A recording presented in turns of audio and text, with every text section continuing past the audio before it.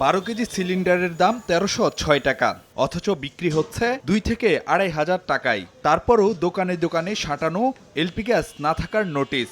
গত মাসের শেষ সপ্তাহ থেকে নজিরবিহীন এমন নৈরাজ্য চলছে বাজারে, ফলে চরম ভোগান্তি পোহাচ্ছেন রান্নাঘর থেকে যানবাহন সব খাতের ভোক্তারা।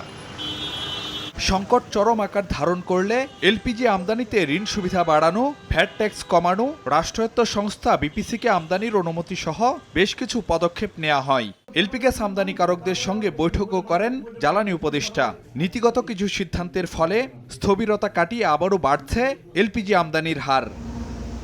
আমদানিকারকরা জানাচ্ছেন, পরিস্থিতি অনুকূলে থাকলে চলতি মাসে 1,66,600 মেট্রিক টন এলপিজি আমদানি করতে পারবে 12টি প্রতিষ্ঠান। আর আগামী মাসে আমদানির লক্ষ্য 1,84,000 মেট্রিক টন, যা সর্বোচ্চ চাহিদার তুলনায় 34,000 মেট্রিক টন বেশি।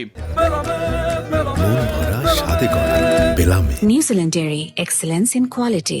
প্রত্যেকটা মেম্বার ওয়ার্ক করছে এবং কিছু জাহাজ অলরেডি অন দ্য প্রসেস।